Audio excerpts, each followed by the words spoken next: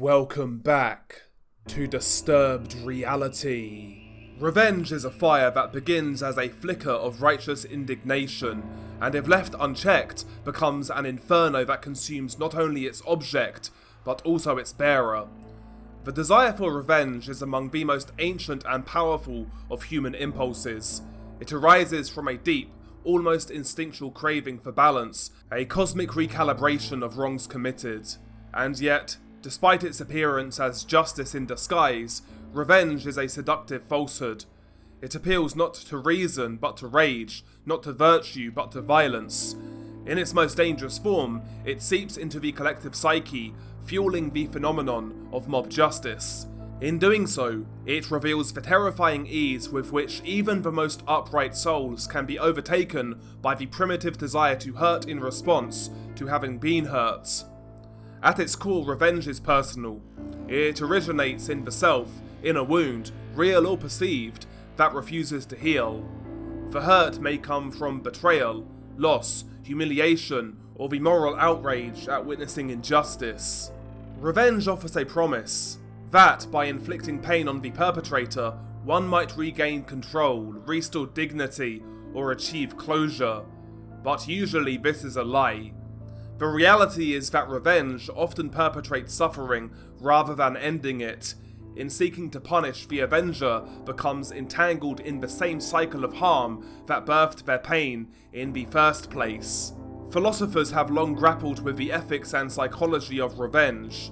Friedrich Nietzsche, for instance, saw revenge as rooted in ressentiment, a deep-seated resentment harbored by the powerless. According to Nietzsche, the weak, unable to act openly against their oppressors, internalize their hatred until it erupts in the form of moral condemnation and revenge. For him, revenge is not just retribution, but a psychological strategy of the embittered soul, cloaked in the language of justice. On the other hand, thinkers like René Girard have pointed to the mimetic nature of violence. That is, violence begets violence in an endless cycle, each act ultimately justified by the one before it. Girard theorized that societies have historically used scapegoats to interpret this cycle, channeling collective violence onto a single victim to restore order. In modern society, this tendency finds expression in mob justice, when collective vengeance is exacted upon an individual, often without trial or due process. Mob justice is the social manifestation of personal revenge writ large. It is revenge stripped of deliberation and unmoored from legal frameworks. When a community feels aggrieved by crime, corruption, or injustice, it may bypass established institutions and take justice into its own hands. The result is often brutal and swift, including lynchings, public beatings, or shaming campaigns. What makes this especially troubling is that it is frequently carried out by those who would otherwise be considered moral or even gentle people. Herein lies the tragic irony. The desire for revenge can consume even the purest of souls. How does this happen? How does a mother, a teacher, a priest, those ordinarily committed to compassion and restraint, become complicit in the destruction of another human being? The answer lies in the emotional alchemy of righteous anger. When someone or something we value is harmed, our moral instincts flare. We feel that the universe has been disordered and that we are called, even obligated, to set it right. This moral outrage can be noble when it motivates us to act justly, but when it tips into vengeance, it corrodes our empathy and moral judgment. We begin to see the wrongdoer, or perceived wrongdoer, not as a fellow human, but as an object to be punished, a symbol of evil that must be eradicated. The mob as a psychology phenomenon amplifies this dehumanization. When in a crowd, personal responsibility diffuses, the individual's conscience is diluted by the anonymity of the group. Philosopher and historian Hannah Arendt famously observed that the banality of evil arises not from monstrous individuals, but from ordinary people abandoning moral reflection. In a mob, this abandonment is magnified. Collective emotion overrides individual ethics. The fire of revenge burns hotter when fanned by the breath of many. In modern times, technology and social media have added new fuel to this fire. Online mob justice can spread like wildfire. A viral tweet, a grainy video, a one-sided narrative, and reputations, careers or lives can be destroyed within hours. The digital mob may not shed blood directly, but it can inflict profound psychological and social wounds, and crucially, it retains the same emotional logic: outrage, judgment, punishment, all without due process or reflection. In my opinion, and ignorantly so, many people in Western countries feel that mob justice is exclusive to the so-called Third World. But make no mistake, those who participate in the online mob, I believe, are of the same psychological archetypes as those people who we see conduct brutal mob justice in poorer countries. The only difference is the level of comfort, rule of law, and the paper-thin veneer of civilization which holds us back of committing such acts. But make no mistake, more of us are capable, in the right circumstances, than we would like to admit. Yet, despite all this, the desire for revenge is not inherently evil. It springs from a deep moral intuition that wrongs must be righted, that justice must prevail.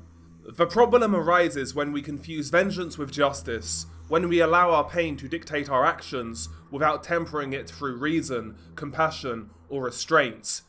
True justice seeks restoration and accountability. Revenge seeks retribution and dominance. One heals, the other destroys. To resist the pull of revenge, we must cultivate moral courage and emotional discipline. This does not mean suppressing our feelings of anger or outrage. In fact, rather, it means acknowledging them without surrendering to them. It means affirming the humanity of both victim and perpetrator. It means believing that even in the face of atrocity, our highest calling is not to mirror the harm done to us but to transcend it. Forgiveness is often seen as the opposite of revenge, but it is not always possible or even appropriate. What is always necessary, however, is the refusal to let our pain become a justification for cruelty. As the Roman philosopher Seneca wrote, "He who seeks revenge should remember to dig 2 graves, one for his enemy and one for himself." In a world teetering on the edge of moral polarization and algorithmically amplified outrage, the ancient impulse towards revenge must be met with the equally ancient but far more difficult discipline of justice guided by wisdom. Only then can we prevent the fire within us from becoming a wildfire without consuming our communities, our consciousness, and our souls.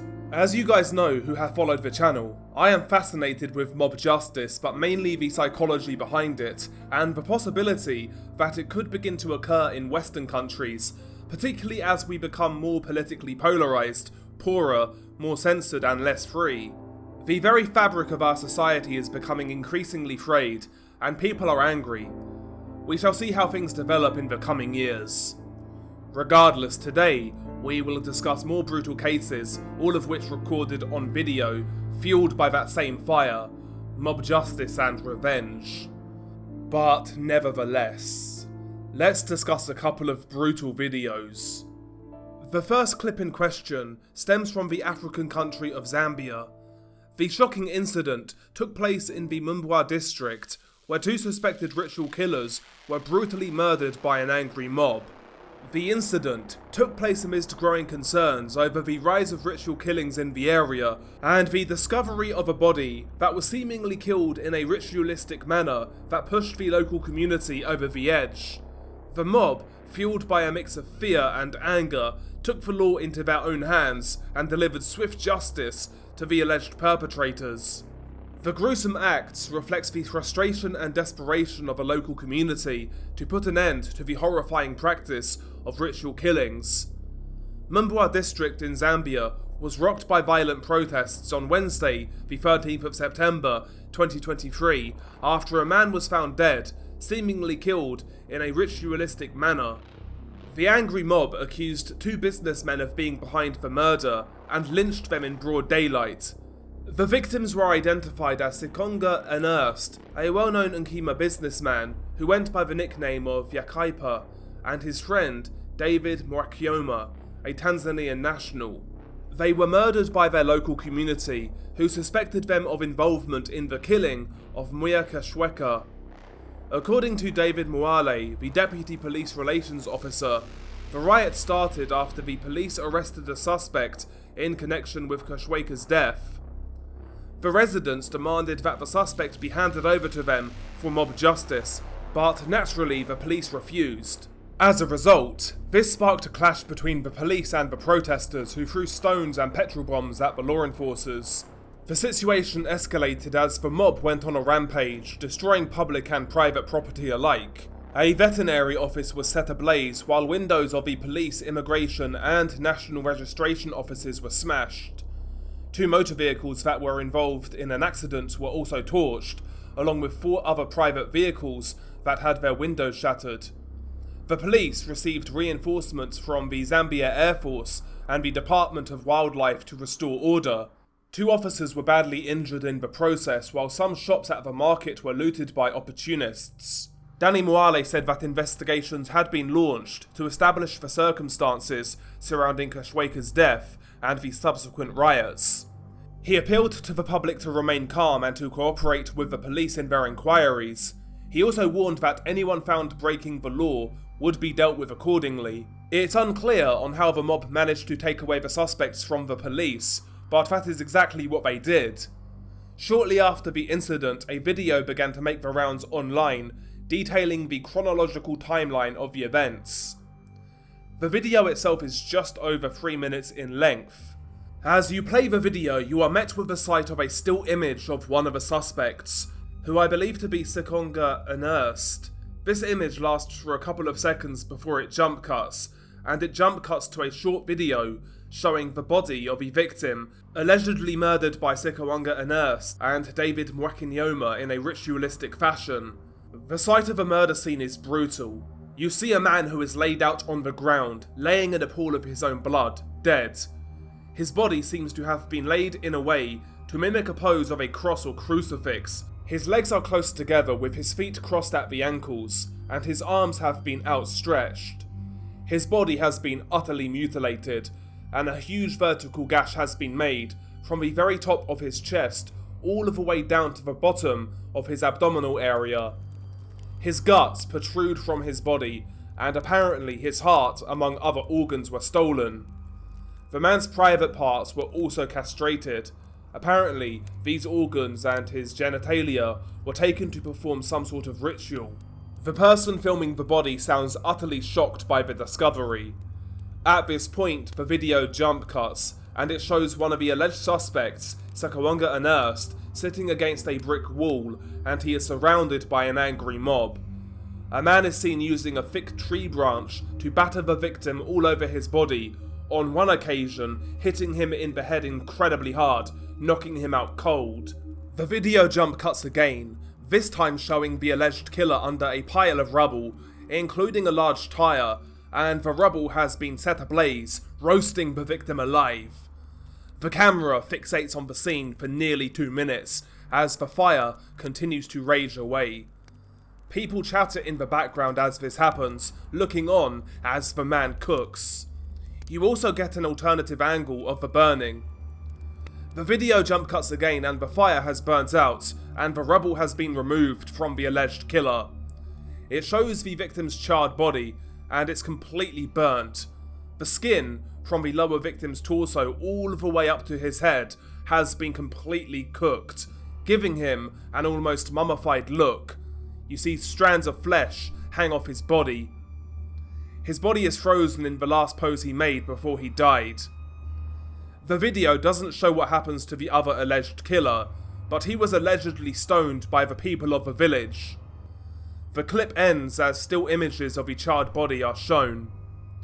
Now the next video comes from India and was recorded in May of 2024. A 19-year-old individual was ruthlessly murdered after an alleged sacrilege incident where the victim ripped out pages of a holy Sikh book. The victim was a male named Bakshish Singh. The father of Bakshish, Lakwinder Singh, highlighted that his son was suffering from a mental health issue and was undergoing treatment for his issues. Police claim that after tearing several pages from the Guru Granth Sahib, Bakshish attempted to run away, though he was apprehended by some, and when word of the purported incident spread, The villagers spread out the Gurdwara and started tormenting the young man before things really got out of hand. Police intervened and stopped the horrific incident, and Bakshish was subsequently rushed to hospital where he later died due to his injuries. Despite the brutal murder, not all religious leaders condemned the incident.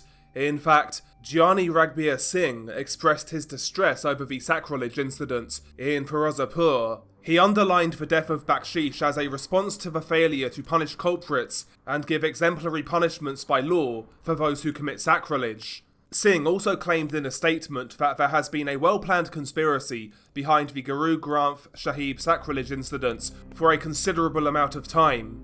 It's unclear whether any arrests have been made in relation to the killing. In regards to the video, or videos attached to this case, there's actually two, one detailing light torture and the other more graphic.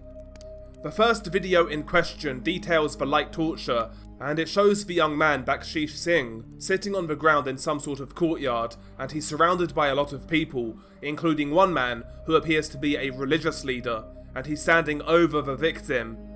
The man berates Bakshish as several others in the crowd can be heard shouting in the background. Another man then proceeds to smack the victim with a long wooden cane.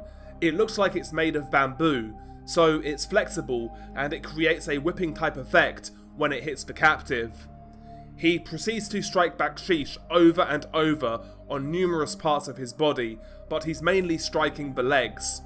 It's also apparent that the victim was beaten off camera, as the back and sides of his neck are very badly bruised. Later in the video, one of the men in religious clothing is holding a piece of paper with text on it. It looks like a page ripped from a book. It's possibly the page that Bakshish allegedly ripped from the holy text. He is continuously and intermittently beaten as the men surrounding him berate him. At this point, the event is certainly disturbing, but it doesn't look like it will go any further than a beating. The last minute of the first video shows one of the men in the crowd holding the victim by the hair as he sits on the ground, keeping his head up, sometimes facing the camera, while another person shouts at him and derides him. By the way, I have to mention, it's clear in this video that the victim seems mentally slow. The first video ends here. The second video is much shorter but much more brutal. As you play the second video, you see that the mob have taken the young man inside a building. It looks like some sort of religious building, or maybe even some sort of community centre.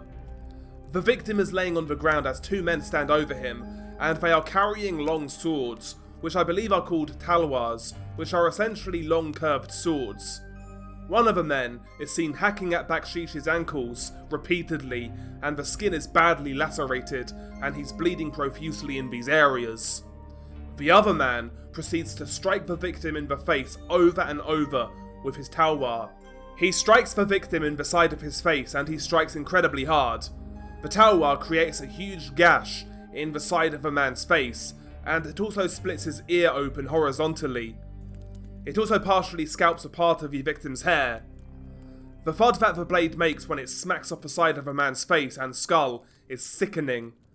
At this point, you hear a couple of screams from the crowd, indicating that some may think that this is going too far. After several hits in the face with the blade, the person who carried out the attack scurries away, as does the person who is hacking away at the legs. The man is then left on the ground. He rolls over onto his back as his face bleeds profusely, and he then proceeds to pass out. The video ends here. The victim didn't die at the scene, instead he died in hospital due to internal injuries sustained during a beating, which presumably happened off camera. It wasn't the lacerations that killed the man, instead the beating he sustained. But anyway, that is the video. I hope you enjoyed it if you can enjoy this sort of content. As always guys, thank you for the support, it's much appreciated. If you're new here, if you could hit subscribe, that would be great.